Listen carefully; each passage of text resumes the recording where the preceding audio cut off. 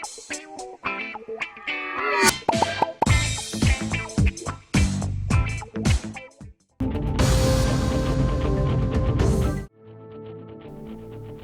के एलबी नगर के चिंतलकुंटा इलाके में हाई टेंशन वायर टूटकर गिरने के नतीजे में 2 अफराद की बरक़ी शॉक लगने से हो गई मौत। पुलिस के मुताबिक दोनों अफराद फुटपाथ पर रिहाइश पजीर थे और बारिश व तेज़ आंधी के दौरान हाई टेंशन बिजली के तार टूटकर उन पर गिर पड़े।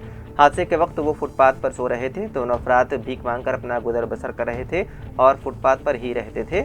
इस हादसे में दोनों की हो गई मौत।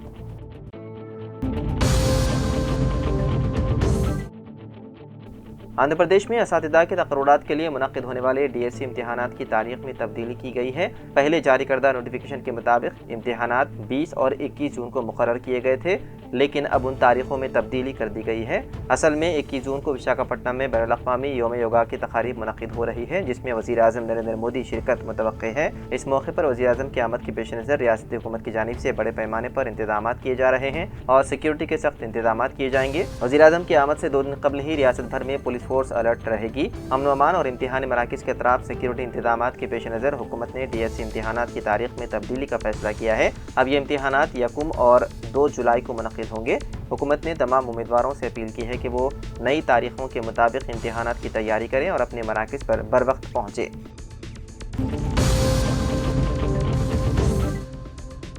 अरकान ख़ानदान के साथ शॉपिंग के लिए जाने वाली खातून सड़क हादसे में हलाक हो गई। ये वाक़या हैदराबाद के मज़ाफ़ाती इलाके पटनचेरू पुलिस स्टेशन हदूद में आया पेश। तफ़सीलात के मुताबिक किश्ता रेड्डी पेट से ताल्लुक़ रखने वाली 35 साला श्रवणी अपने शोहर पवन और बच्चों दीपा सिवी और ऋषा सिवी के साथ पटनचेरू के वैल्यू जोन में ख़रीदारी के लिए स्कूटी पर जा रही थी। जब उनकी गाड़ी मातुंगी अंडरब्रिज के करीब पहुंची तो एक तेज़ रफ्तार खानगी बस ने पीछे से स्कूटी को टक्कर दे दी। टक्कर इतनी शदीद थी कि श्रवणी मौके पर ही हलाक हो गई, जबकि उनके शोहर और बच्चे जख्मी हो गए। जख्मियों को फौरी तौर पर एक खानगी अस्पताल मुंतकिल किया गया, जहाँ उनका इलाज जारी है। पुलिस ने श्रवणी के नाश को पोस्टमार्टम के लिए पटनचेरू एरिया अस्पताल मुंतकिल कर दिया।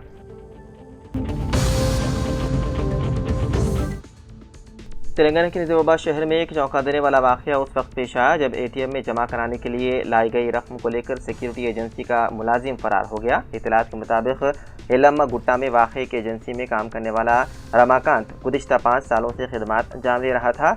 हाल ही में उसे एक बैंक के एटीएम में रकम लोड करने की जिम्मेदारी दी गई थी, जिसके तहत वो 40,50,000 रुपये ले जा रहा था। ताहम रकम ले जाने वाली गाड़ी में ताख़ीर होने पर रमाकांत मौके का फ़ायदा उठाया और पूरी रकम के साथ फरार हो गया।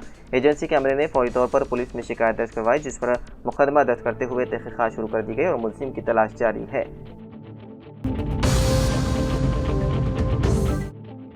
आल उलमा हुफ़ाज़ यूथ बोर्ड ज़िले निर्मल के जनरल सेक्रेटरी डॉक्टर मौलाना राशिद खान कासमी ने नमाज़ जुमा के बाद मस्जिद अब्दुर्रहीम टीचर्स कॉलोनी गाजिलापेट में एक बयान देते हुए कहा कि मुसलमानों की कसीर तादाद के बावजूद काबीना में दूसरी मरतबा तोसी करने के बावजूद मुस्लिम चेहरे को शामिल ना करने पर गहरे अफसोस का इजहार करते हुए कहा कि 2 साल का अरसा हो रहा है कांग्रेस को इख्तिदार में लाने के लिए मुसलमानों ने कांग्रेस का साथ दिया। उसके बावजूद रियासती वज़ीर आला से पुरजोर मुतालबा किया कि वो जल्द से जल्द काबीना में एक मुस्लिम वज़ीर को शामिल करते हुए मुसलमानों में फैली बेचैनी को दूर करे, क्योंकि कांग्रेस पार्टी से मुस्लिम तबक़े को काफ़ी तवक्कुआत हैं। ये समझा जा रहा था कि रियासत तेलंगाना में कांग्रेस इक़्तिदार में आते ही तो कम से कम 2 मुस्लिम वज़ीरा को शामिल किया जाएगा, लेकिन वज़ीर आला ने मुसलमानों को नज़रअंदाज कर दिया। जबकि यही सूरत हाल रही तो आइंदा कांग्रेस पार्टी मुसलमानों से दूर हो सकती है। हम वज़ीर आला से पुरजोर अपील करते हैं कि वो अपनी काबीना में एक मुस्लिम चेहरे को जगह दें।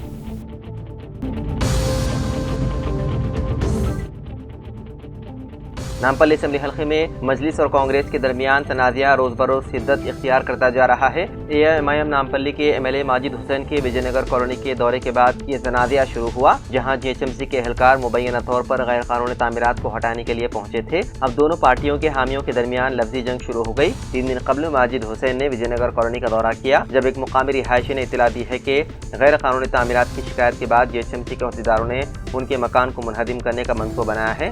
दौरे के दौरान एमएलए ने दावा किया है कि कांग्रेस से वाबस्ता कुछ मुकामी लोग रिहायशियों को हरासा कर रहे हैं और जबरी वसूली की कोशिश कर रहे हैं। कांग्रेस लीडरों ने एक प्रेस कॉन्फ्रेंस की, जिसमें एमआईएम के नामपल्ली हल्के में बदनुमानी की हौसला अफजाई का इल्ज़ाम लगाया। उन्होंने बताया है कि कांग्रेस के नामपल्ली एमएलए उम्मीदवार फिरोज खान ने तरक्याती कामों की निगरानी और गैर कानूनी तामीरात और तजावुजात को रोकने के लिए एक टीम तश्कील दी थी। एक नई पेशरफ्त में विजयनगर कॉलोनी डिवीजन के सदर गोपाल राज, एक मुकामी बाशिंदे ने एक वीडियो में इल्ज़ाम लगाया है कि कांग्रेस के अरकान ने उनसे और उनके रिश्तेदारों से उनकी इमारत की तामीर की इजाज़त देने और GHMC की शिकायतों को रोकने के लिए 20 लाख रुपए का मुतालबा किया। देरेसना कांग्रेस के रहनुमाओं ने माजिद हुसैन के खिलाफ मेहदीपट्टनम पुलिस स्टेशन में शिकायत दर्ज करवाई, जिसमें उन पर इल्ज़ाम लगाया गया है कि वो विजयनगर कॉलोनी के दौरे के दौरान हिंदू मुखालिफ तबसरे कर रहे हैं। उन्होंने MIM के सदर असदुद्दीन ओवैसी से MLA को मुअत्तल करने और हिंदुओं से अवामी मुआफ़ी मांगने का मुतालबा किया।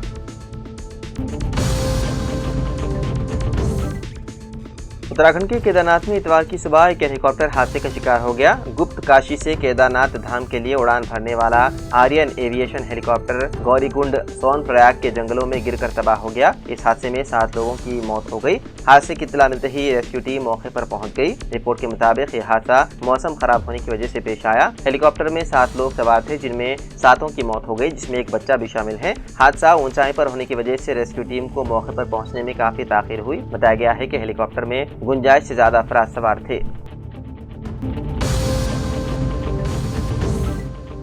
रियासती वज़ीर पी श्रीनिवास रेड्डी ने इतवार के रोज कहा कि तेलंगाना में बल्दियाती इंतखाबात का नोटिफिकेशन इस माह के आखिर तक जारी कर दिया जाएगा। सिर्फ 15 दिन बाकी है। उन्होंने कांग्रेस लीडरों पर जोर दिया है कि वो अंदरूनी इख्तिलाफात को एक तरफ रखकर पार्टी की कामयाबी के लिए मुत्तहिद होकर काम करें। खम्मम में पालेर हल्के से कांग्रेस कायदीन की मीटिंग से खिताब करते हुए वज़ीर ने कहा कि इंतखाबी तारीखों के बारे में मजीद वजाहत काबीना की अगली मीटिंग के बाद सामने आएगी। ये इंतखाबात मरहलेवार होंगे, जिसका आगाज ZPTC और MPTC इंतखाबात से होगा। उसके बाद पंचायती इंतखाबात होंगे।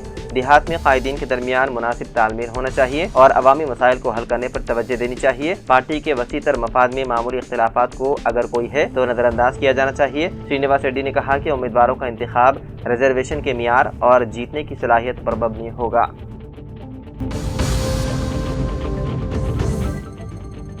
हैदराबाद की KPHB कॉलोनी में PG हॉस्टल की लड़की लापता हो गई। KPHB कॉलोनी की एक वुमेन्स PG हॉस्टल में रहने वाली ये लड़की लापता हो गई। पुलिस के मुताबिक 25 साल दीपिका, जो वरंगल की रहने वाली है, 1 जून से KPHB कॉलोनी की रोड नंबर 2 पर वाक़े VR वुमेन्स PG हॉस्टल में मुकीम थी। जुमेरात की शाम तकरीबन 4 बजे वो हॉस्टल से बाहर निकली, मगर उसके बाद वापस नहीं आई। हॉस्टल इंतजामिया ने फौरी तौर पर दीपिका के घर वालों को इसके बारे में मुत्तला किया। जुमे के दिन दीपिका के भाई ने KPHB पुलिस स्टेशन में बहन की गुमशुदगी की रिपोर्ट दर्ज करवाई। पुलिस ने सिलसिले में केस दर्ज करते हुए दीपिका की तलाश में है मसरूफ।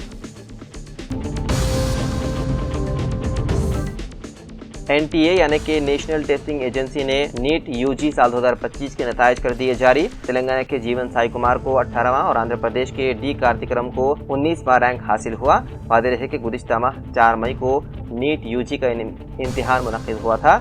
नीट के इम्तिहान में तेलुगु रियासतों, तेलंगाना और आंध्र प्रदेश की नुमाइंदगी करने वाले तलबा ने बेहतरीन मुजाहिरा किया। तेलंगाना से 41,584 और आंध्र प्रदेश से 36,776 तलबा ने नीट इम्तिहान में क्वालिफाई किया। तेलंगाना से के जीवन साई कुमार ने 18वां रैंक, जबकि शनमुख ने 48वां रैंक हासिल किया। वहीं आंध्र प्रदेश से D कार्तिकरम ने 19वां रैंक हासिल किया। इसके अलावा मोहित श्रीराम को 56वां रैंक हासिल हुआ। मुल्क के मेडिकल कॉलेजेस में MBBS, BDS, BUMS, BSMS, BHMS courses में दाखिलों के लिए 4 मई को नीट UG साल 2025 इम्तिहान का इनेकाद किया गया था। इस इम्तिहान में मुल्क भर से 22 लाख से ज़्यादा उम्मीदवारों ने इम्तिहान में शिरकत की थी, जिसमें 9,65,000 लड़के और 13,01,000 लड़कियां शामिल हैं। 22 लाख के मुझे मिला 12 लाख उम्मीदवारों ने क्वालिफाई किया।